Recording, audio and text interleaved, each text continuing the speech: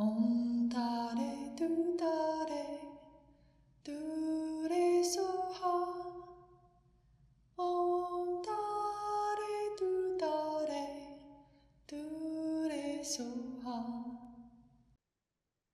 Well, good evening, everyone.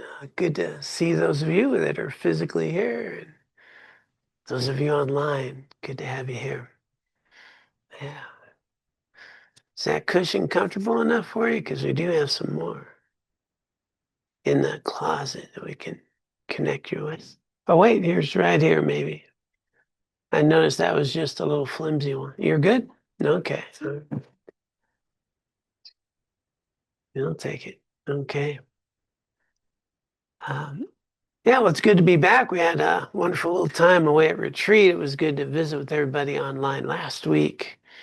And we're actually at the end of this text. So I don't know, maybe we'll wrap it up. We'll see. Those of you who are new, we've been going through a text on meditations on the stages to the path of enlightenment. And the final piece is understanding the ultimate nature of how we exist, how the world is. So that shouldn't take more than 45 minutes. I think it'll die. How tough can that be? Um, So we've been unpacking the empty nature of phenomena itself, and I thought a really wonderful discussion last week, how people bring this in their life, how it helps them navigate life more accurately and with more resiliency. So that was a wonderful discussion. Uh, Today, we're going to go into the deep end of the pool as if we haven't already been there. Um, and it wraps up with the self-grasping, the way that we identify with a sense of self in a way we don't exist. And so let's pull up the text.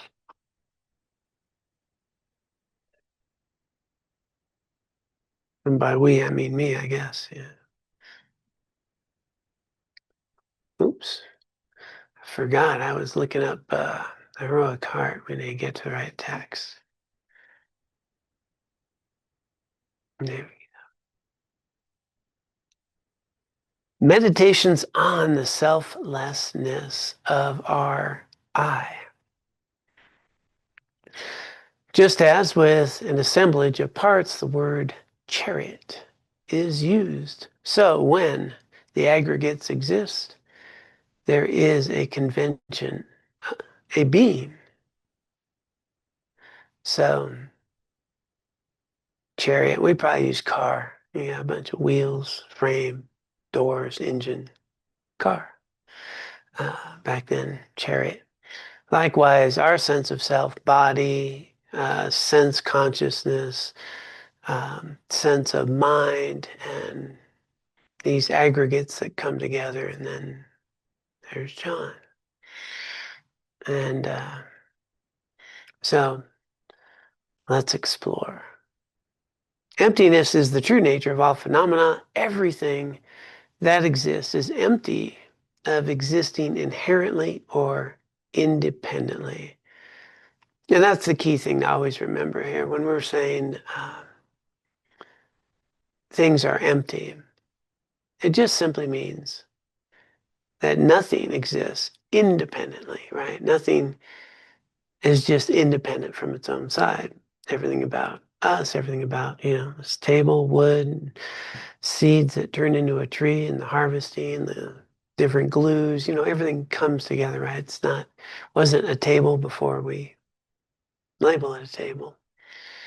Uh, Everything about us, right?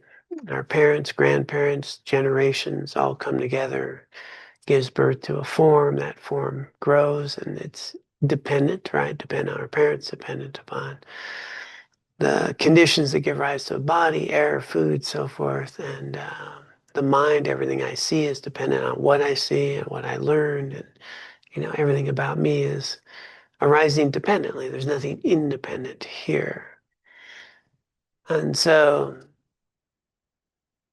when we say things, are empty, we're just saying that nothing exists inherently independent from its own side. Doesn't mean there isn't phenomena. Doesn't mean you're not here. Just means you're not here in the way you think you are. So we'll explore. But it's not possible to understand the emptiness of all things right from the beginning. Instead, we first realize it with respect to one object and then apply that understanding to other things. Traditional texts recommend that we start with our own self, investigating the innate sense of a real independent I that seems to reside somewhere inside of us. Realizing the emptiness of such a self is highly beneficial because it targets the ignorance that is the chief cause of all of our suffering, the root of samsara. It's the fundamental cause. Ignorance that grasps an inherently existing self leads to delusions such as anger, attachment, arrogance, and jealousy. It also lies behind our creation of contaminated karma, both virtuous and non-virtuous, which in turn perpetuates our existence in samsara. So this is really the ground of all of samsara, our own misunderstanding of ourselves. A word of caution, and it is important to explore the topic of personal selflessness on the basis of a healthy sense of self. This came up at the retreat. It's very important. Many Westerners suffer from self-hatred or low self-esteem, self-criticism, and so forth. Problems that are virtually unknown in Tibetan culture that has carried these teachings for generations. So that's just, I think some of you have been around for a while. We kind of talk about this. The Tibetans don't even have a word for shame. Like, there's no vocabulary for it. So, if you think about that, there's not a word for it. You don't think like that. Um, and in a Buddhist culture where you're raised with the sense that your innate nature is Buddha nature, you're pure, and that we have this human experience that's obscuring that pure nature, you're not thinking you're a bad person. You're just thinking there's some obscurations in the way of recognizing that value. So it's a very different mind, and it's a little easier to uh, kind of go after that sense of self. And so on the downside, we've been polluting Tibetan Buddhist culture. Now that they've come out in the West, have cell phones and email and everything else. I know quite a few of them that have low self-esteem.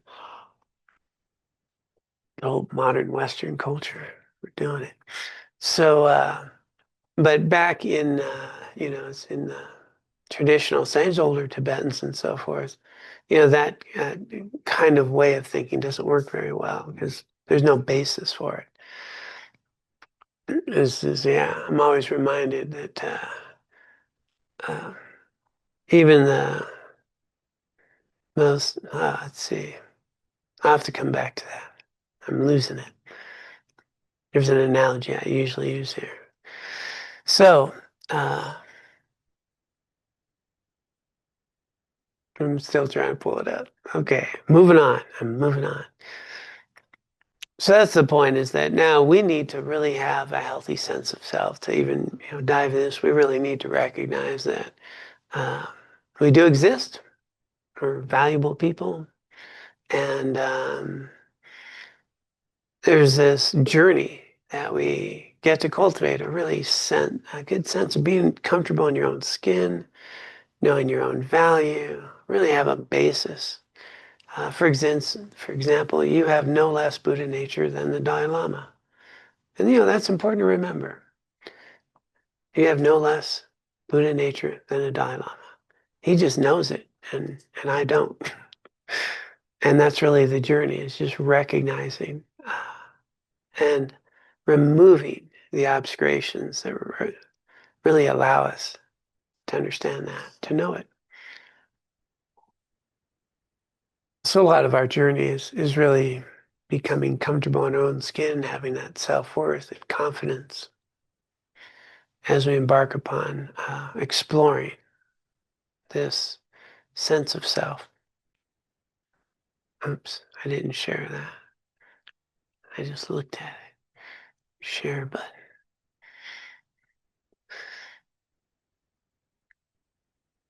Uh, so, sometimes we can be overly critical, be hard on ourselves. Sometimes, we don't feel we're as good as some others. And, uh, this equanimity we really want to have with ourselves and with others, really valuable, good foundation for this work. Others are afflicted with overly inflated narcissistic sense of self. So that's the other way.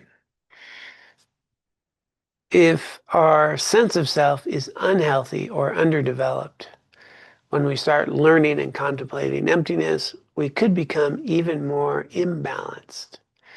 In a seminar on this topic, Alexander Berzin, one of the foremost Western scholars on Tibetan Buddhism, said, it's recommended that emptiness not be taught to children or teenagers or to those who are seriously emotionally disturbed because they lack a healthy sense of self. He explained that we can develop a strong, healthy sense of self by learning and contemplating topics from the earlier stages of Lam Rim, like the precious human life, karma, love, compassion, so on. All the things that we've covered previously.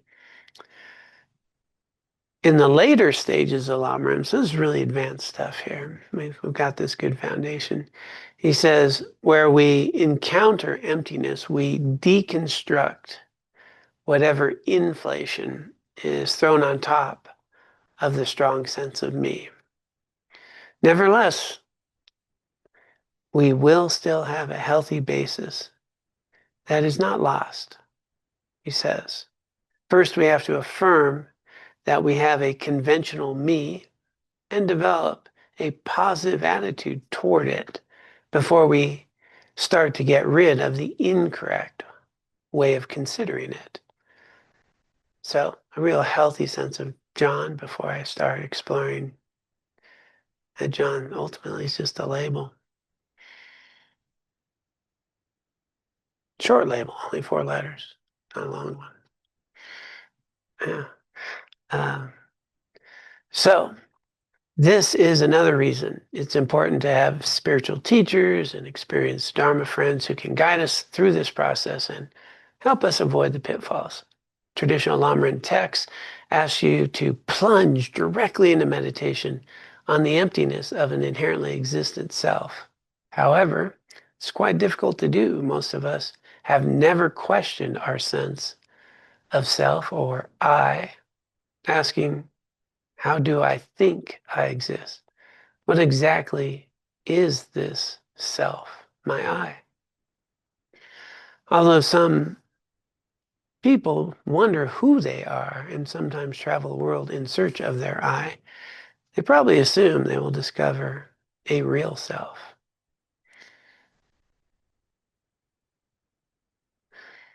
Buddhist philosophy explains several different misconceptions about the self. Some are coarser and easier to recognize as faults. Others are more subtle and difficult to dispel.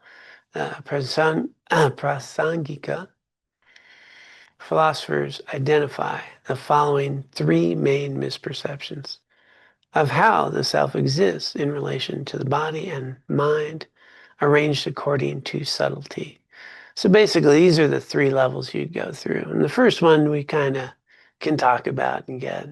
Second one, we kind of work with through meditation and kind of explore. And it's more deep, more philosophical. And the third one is really, really hard to get to. It's an innate sense of how, I exist. That's really innate. So let's begin. The first one, the courses, is the conception of a permanent, unitary, and independent self. This is the notion of an unchanging, partless self or soul that does not depend on causes and conditions. It seems to be distinct from our body and mind and continues to exist without changing after we die.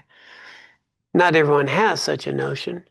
It's most commonly acquired in this life from learning non-Buddhist philosophies and religions.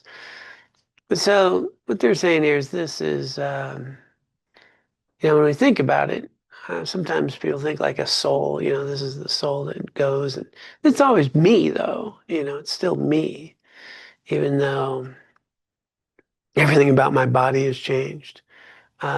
What I know about myself has changed. What I've learned has changed. I'm not the same 10-year-old I was, and uh, if I continue to get older, I'll change. And so, but even within that, there's this kind of sense that no, well, there's this part of me that's just there. It's me. It's not changing, right?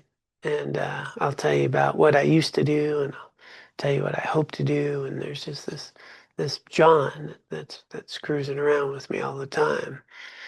And then when we kind of look at it, we can explore and start to realize, yeah, it's pretty clear I'm not who I was when I was 10 years old. It's clear that my body's changing, my mind's changing. Is there anything about me that's not changing? And that's where you'd want to poke. Is there something about you that isn't changing? Is there something that's just, sort of permanent that is always there?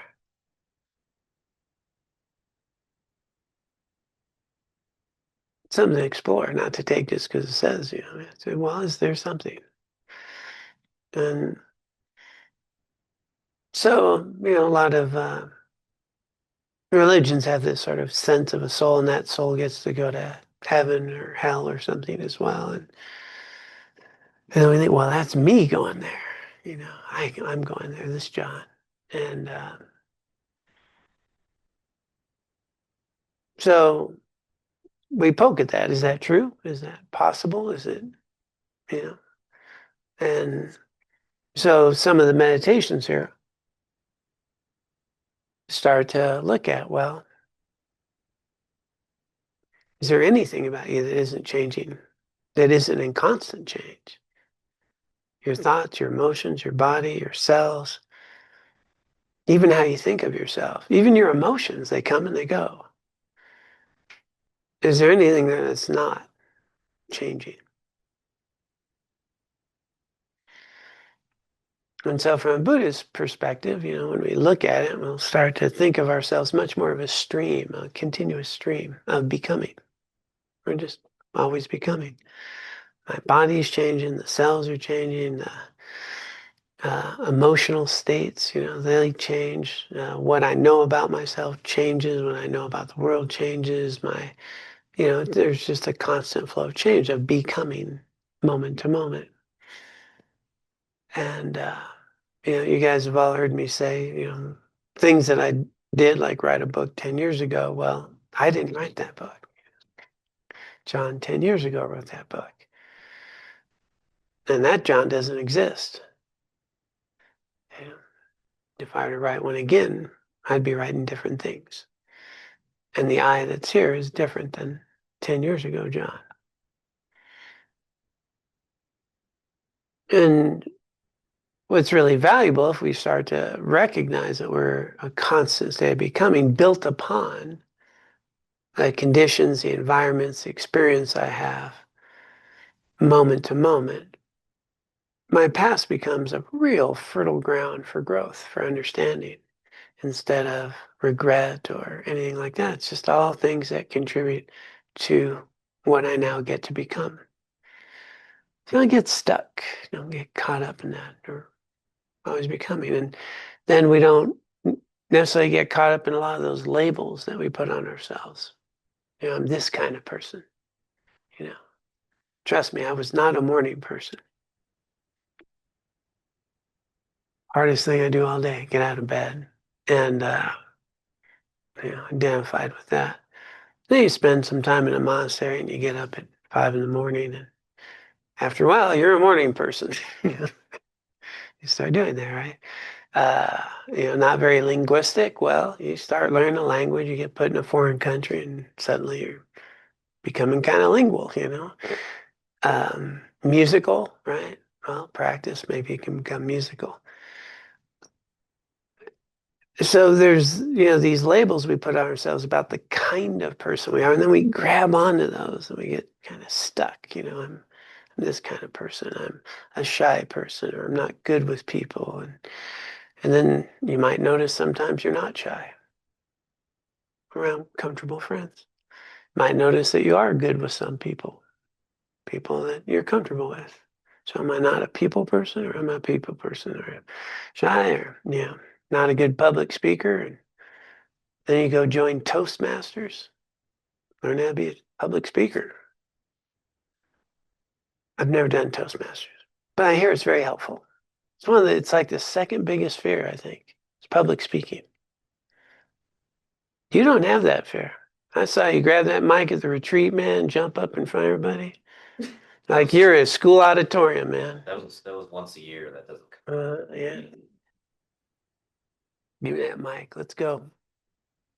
What's that? I don't know. Dying? Yeah, it could be dying. That makes sense. Um, but yeah, so, you can learn how to be, these things that we can overcome where we don't have to be stuck in these boxes we put ourselves in all the time. We're always becoming. And I mean, I'm not going to become a 6'7" basketball player, but we're talking about just certain skills and qualities and attributes that we have. We can become better basketball players by practicing, musical by practicing, language. And so when we understand that we are always in a state of become, we don't have to catch, these insecurities about ourselves or qualities about ourselves or inflated ones, either way. And so we're just able to recognize the opportunities to grow, to learn what we're not very good at, what we tend to like more than other things. And but it's not this fixed eye that's going through that. And so that one's the easiest to get. Even in this little short talk, you might be starting to reflect on that. Yeah, okay, state of becoming. But there's a continuity, right? Who I am today is a culmination of these experiences and events and how I related to them, and sort of karma and the way that things have come together in my life, what I've learned, who I've got to be around, shaping me all the time. And the opportunity here, though, is I can be a participant in who I become.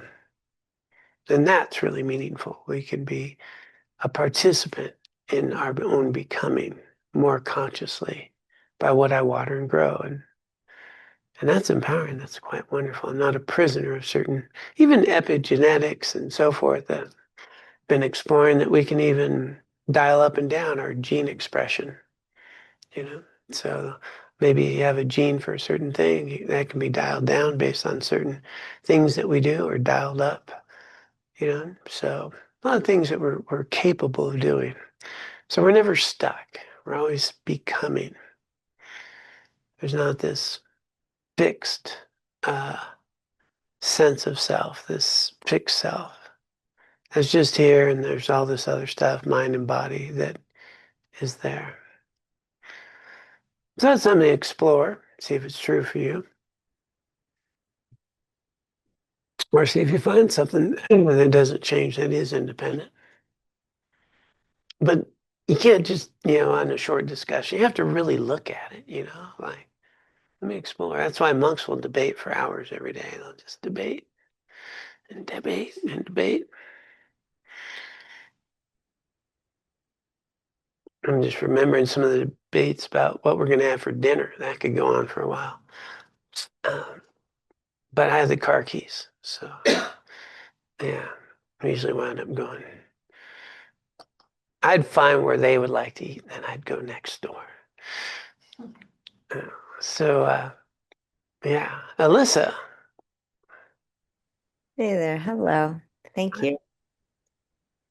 So I've been thinking about what, if anything, is always present. And I don't know if this kind of falls into this category, but it's a question. Lama Alan Wallace talks about the essential impulse of caring. And that to me as I think about it, exists in one degree or another always. The essential impulse of caring about myself, right? Whether, if I'm comfortable, if I'm peaceful, if I'm happy, if I'm free from suffering, that drive is a constant, isn't it? And if it is for me, isn't that probably true for others?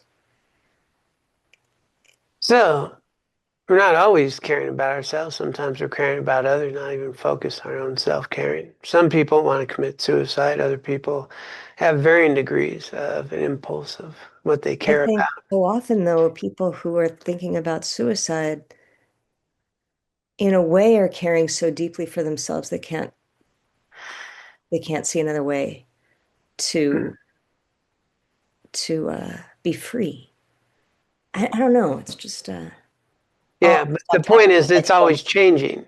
You get what I'm saying? It's always changing. The degree of caring, idea of caring, what I care about, that's always changing.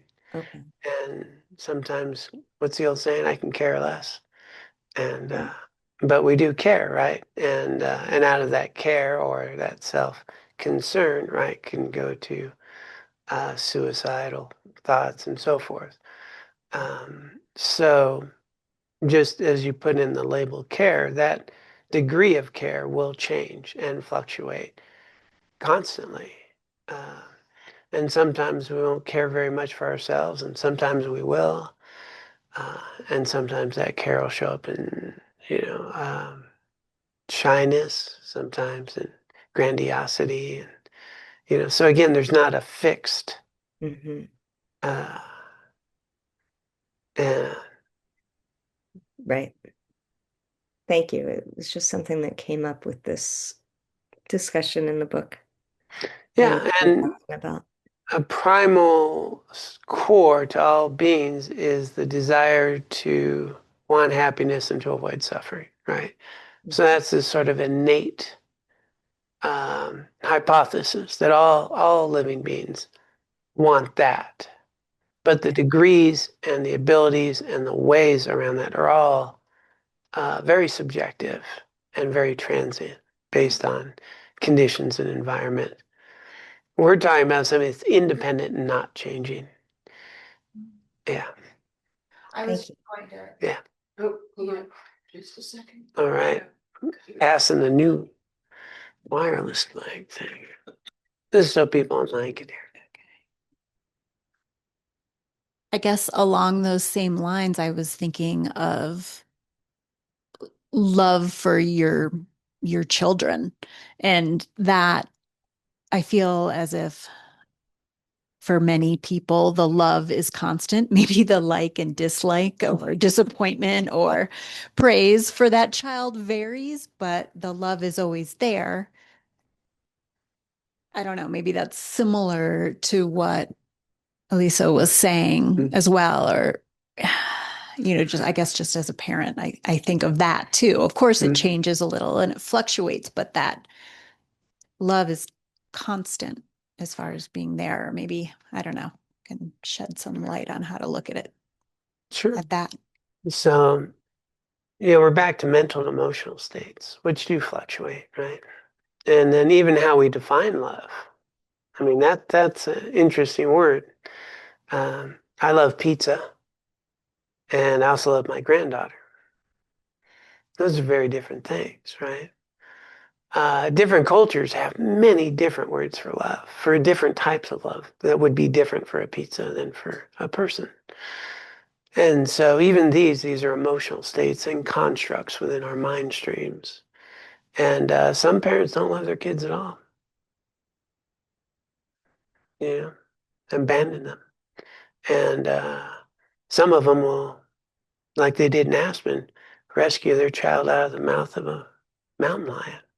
That was awesome. That mom just went out and grabbed that kid, man. Yeah, it was a younger mountain lion. Uh, there was the guy who went and fought the alligator for his little dog. Anyone see that video? That was awesome. This little dog got nabbed up. It was a small alligator, but man, he went out there and he grabbed that alligator and got his dog out. It was like, that's some love, you know. Um, but yeah, these are again mental and emotional states that are always dependent upon our body, our thoughts and things, but um, and they fluctuate. And as you say, sometimes we can be frustrated with our kids. Sometimes, wow, my kid did that.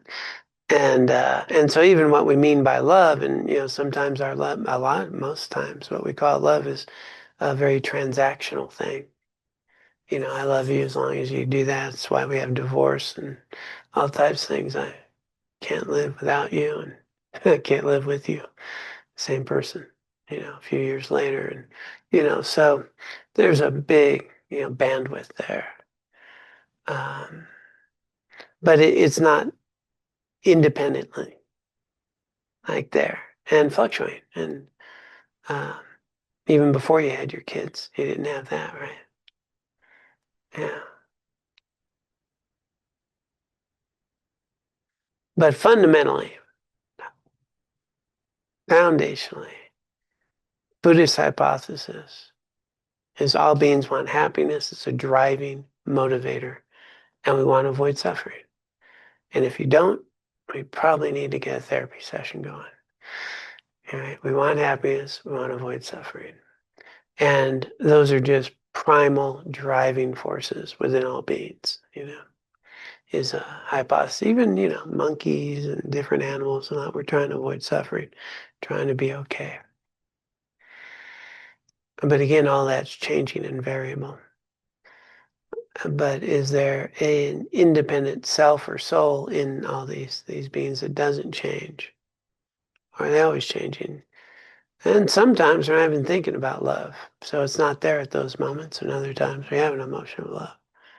Latent and then shows up.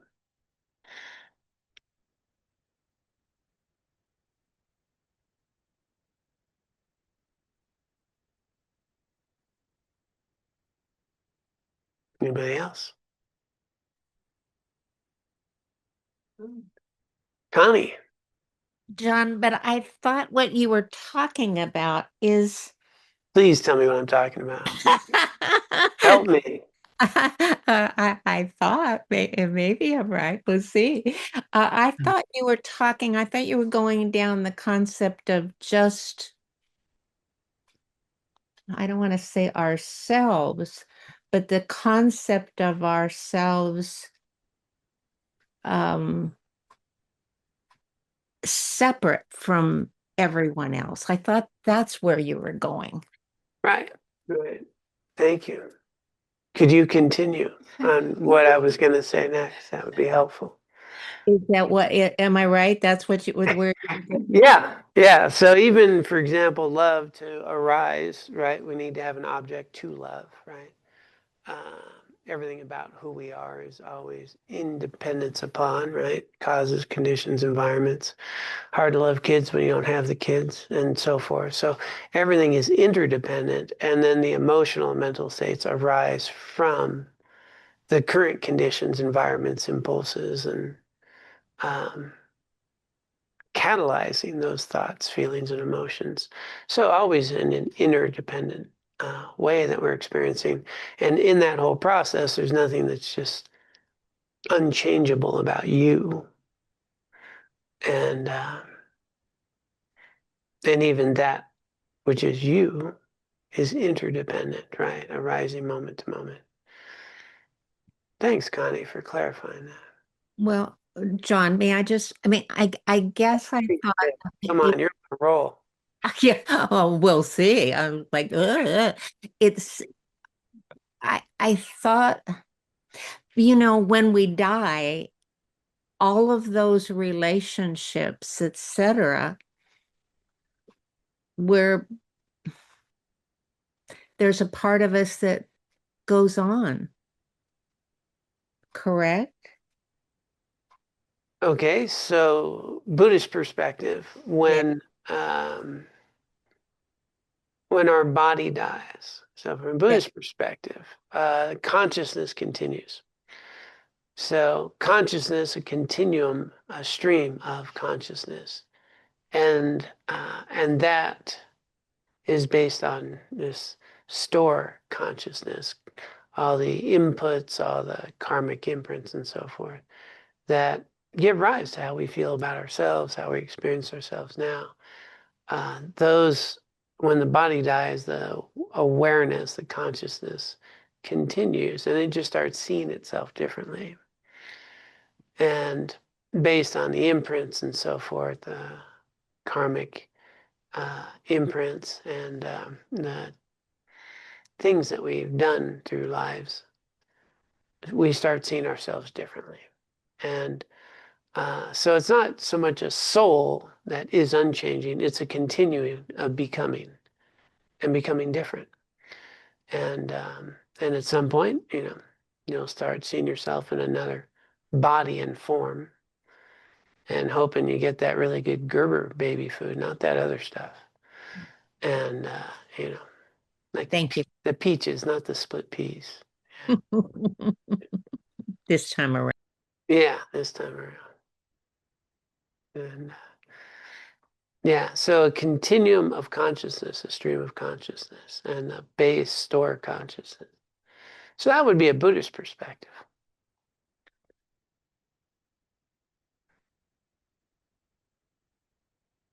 But even that's always in a state of becoming. All right, Kevin. You want to use the microphone? Yeah, that'd be helpful, so I don't have to try to summarize. Thank you.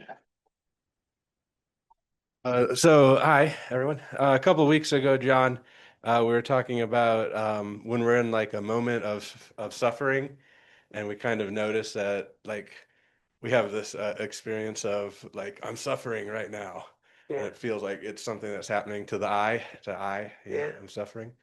And so your advice was like in those moments, ask yourself, where is this I, right? Where is the I that's suffering? Can you find it, when you really look for it? And so I started doing that.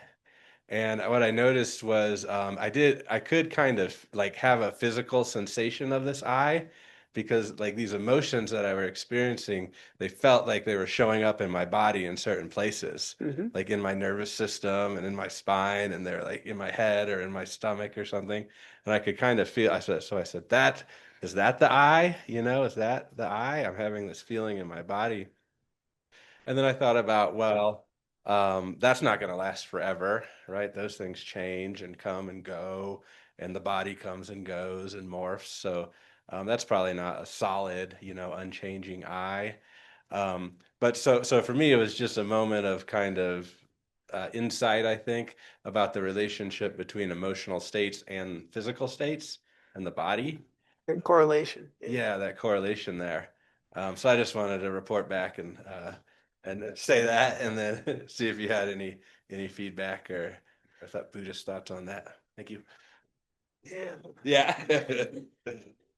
Thanks. Yeah, and that's the other thing when we're thinking about the mind, we need to include the body. It's not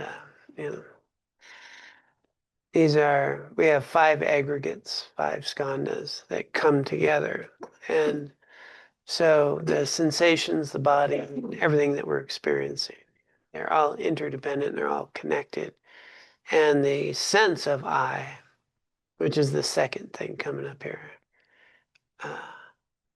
Arises independence upon, right? These 5 aggregates, this form, karmic imprints, the conditioning, the what we're getting perception of, and how our mind makes sense of it, and things like that, and then gives rise. Well, I'm not you, so I'm here, you're there, and so that sense of it arises independence upon these 5 components, what they call aggregates. And then there's a sense of I, that's experiencing all this. And it's very strong when we're suffering. It's also very strong when we're in desire, right? It's very strong when we're angry, very. And so often, and I think maybe this is where you got that advice, is that formal meditation practice is to invoke a strong feeling, emotion to explore the I. And but it's great that you're capable to do it while you're in the moment. That's wonderful.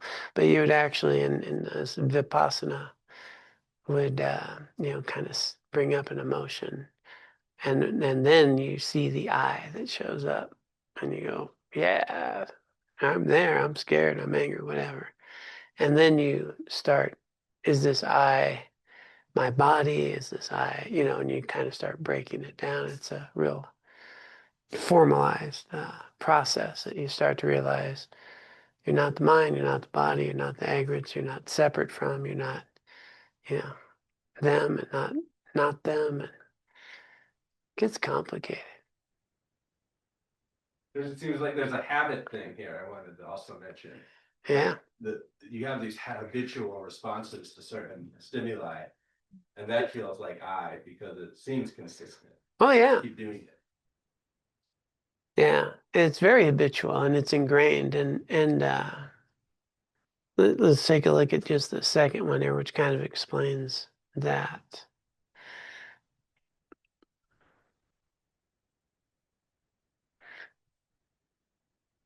Somewhat less coarse is the conception of a self-sufficient, substantially existent self, one that is innate, carried in our mind from previous lives.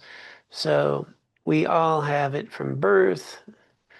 This type of self or I appears to be somewhat separate from our body and mind and plays the role of their owner and controller.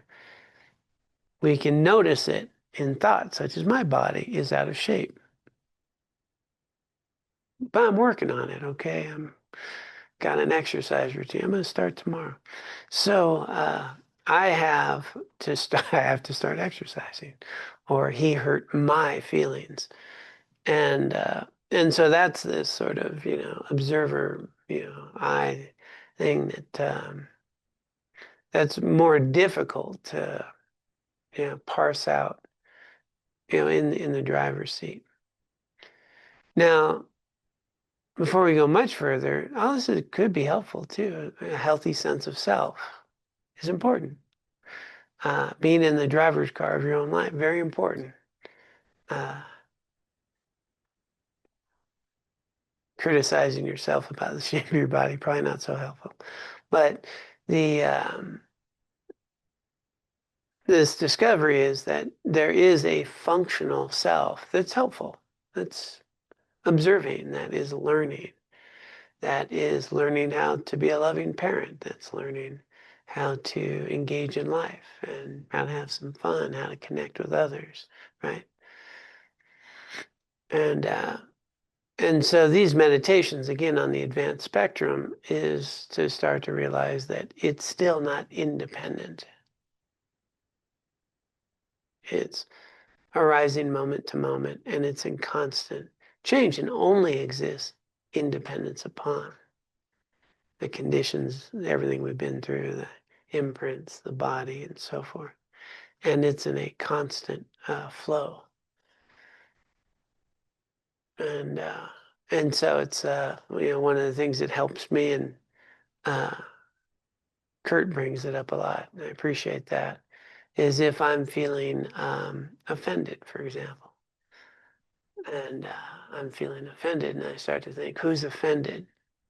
My insecurity is offended, and I don't think I need to defend my insecurity, right? It's doing fine by itself. It doesn't need more help. And when I start to look at it that way, as what is, it's usually insecurity or some issue, and it's but I'm still here. What's there to offend, other than a sense of sort of afflictive, insecure emotional states, which is different than you punch me in the face, in which case, that's not being offended, that's being hurt. And, what do you do to engage with that? So there's a lot of opportunity to experience thoughts, feelings, and emotions rather than be the thoughts, feelings, and emotions. But use them. in a healthy way. And so this is why they always bring this up towards the end, because we've already gone through a great deal of practice developing a healthy sense of self, a way that we get to interact in the world, the way we get to become because of others and establish healthy relationships, have fun, take care of ourselves, care for others. And you build up that momentum. And then you get here and you start going, okay, well, who is this healthy sense of self? And then we start poking at that, grasping. Because when you sit there and think about just simple things, is being resentful helpful in any way? And he just goes, is having resentment helpful? And I think most people could logically kind of think about that and go, no, not really. It robs me of being happy today, right? I'm resentful generally over something that's already happened. So it's already happened. I've already been hurt. And when I'm resentful, I'm bringing up a past hurt and I'm hurting myself some more. Doesn't seem very helpful, you know. Somebody did something 10 years ago, that came and went. I can be upset today, 10 years later. And who's hurting? I'm hurting, right? They did that to me once. I've been doing it to me for 10 years. Logically, right? It's just kind of logical. So now we never have to be resentful anymore. You guys can leave here. We're all good. Except you might find that you get resentful, right? And you go, oh, there's that eye popping up that's grabbing onto these things and holding on to this stuff. And that's the thing, is that we can find value as we start to apply things, as you brought up, feeling the sensations in the body and the things that are going on, and actually being aware that that will come and go, and just experiencing them. Don't try to shut them down, trying to ignore them. They come and they go. And what matters always is, what do you do about it? Right? What do I do about it? What's a healthy action to take? And so in that sense, we need to have this second level of a sense of a self that is able to monitor and make choices, but not be wrapped up in identifying with the thoughts, feelings, emotions as though that's who we are. It's just what we're experiencing. And it's giving us guidance about how to engage in relationships, people, and life. And, like when you say that real inappropriate thing in a social setting, everybody just looks at you. And you just kind of go, okay, I'm learning not to do that. Right? You're a mirror to what's appropriate, what's not appropriate, how I learn things. And so very important to experience, to understand, to grow.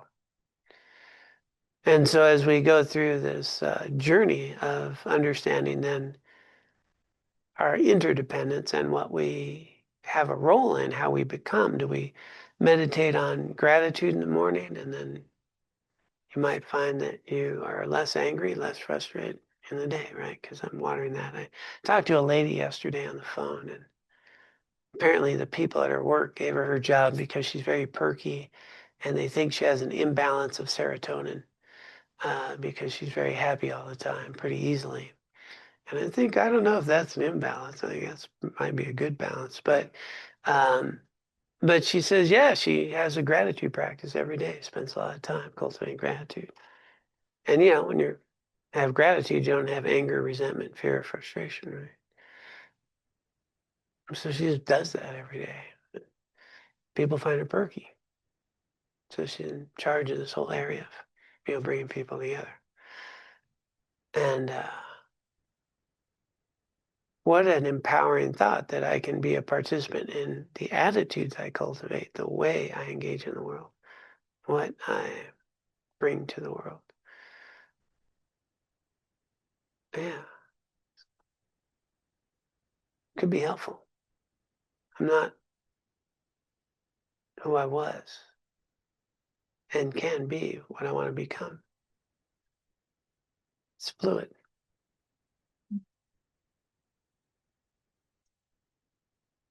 probably a good note to wrap up on before we start unpacking that second piece. So I guess we won't wrap up today on this text, but something to notice is during this week just the constant flow of becoming and how we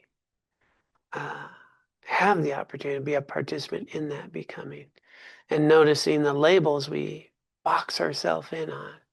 You know, I'm this kind of person or I'm that kind of person. Instead of, well, I was that kind of person yesterday. Maybe there's something I'd like to improve. Or maybe I kind of like being that kind of person. In case, be that person. But what an opportunity to be conscious about that and notice that, is there ever a label? That's a good way of putting this. Is there any label that can capture who you are? And see if you can find that label.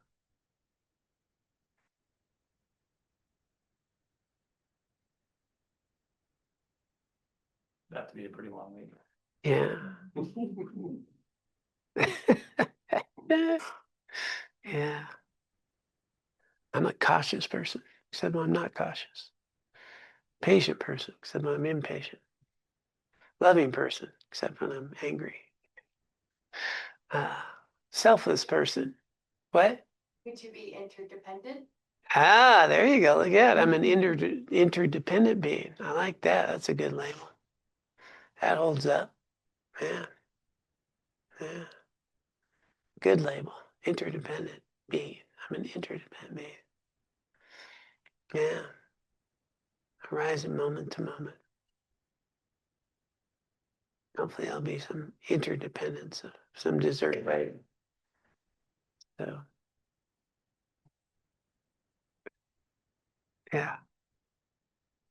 All right. For those who care to, let's dedicate the time, energy, the love, the care, and compassion that we've brought to our time together. We can dedicate this for the benefit of all beings and for our own continued spiritual growth. As soon as I find the dedication.